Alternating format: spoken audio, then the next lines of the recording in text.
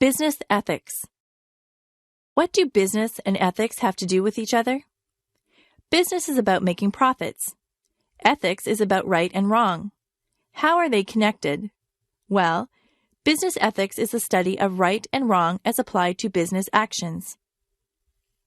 Some businessmen would say that there is no need for business ethics. If we don't break the laws of the country, we have nothing to worry about. However, we can do many bad things without breaking laws. In some countries, it would be legal for a businessman to pollute the land, sea, and air, to confine his workers to barracks, and to hire children to work in factories. But these things may not be right. On the other hand, it may be illegal for a businessman to do some good things. For example, his society may expect him to treat people unequally and discriminate against some ethnic or religious groups. In order to know what is right or wrong, we need a moral rule.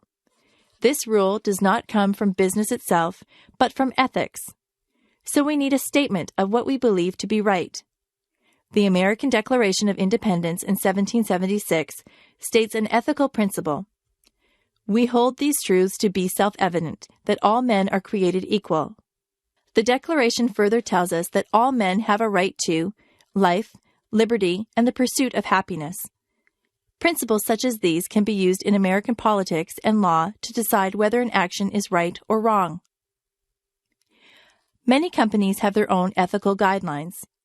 IBM, for example, outlines its corporate ethics under headings such as tips, gifts, and entertainment, accurate reporting, fair competition, and not boasting.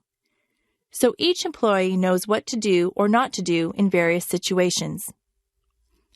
Ethical choices are made on 3 levels. Individuals, by companies, and by societies make them.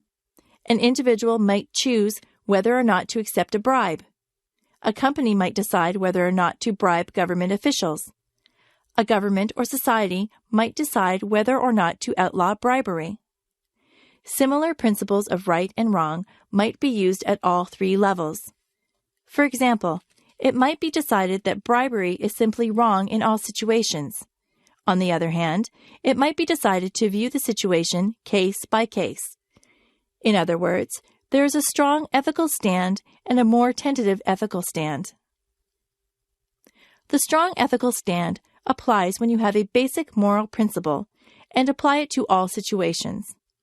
For example, you might believe that it was always wrong to let workers handle hazardous substances without any protection. The weaker stand would consider whether it is legal to do so.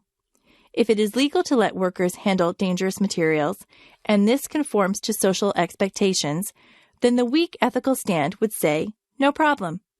As long as the law is not broken and no one strenuously objects, then everything is okay.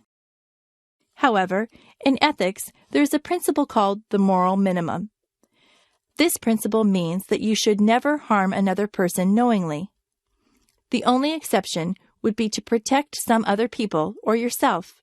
So business ethics would say that the businessman who exposes his workers to hazardous chemicals is wrong. He is not practicing the moral minimum.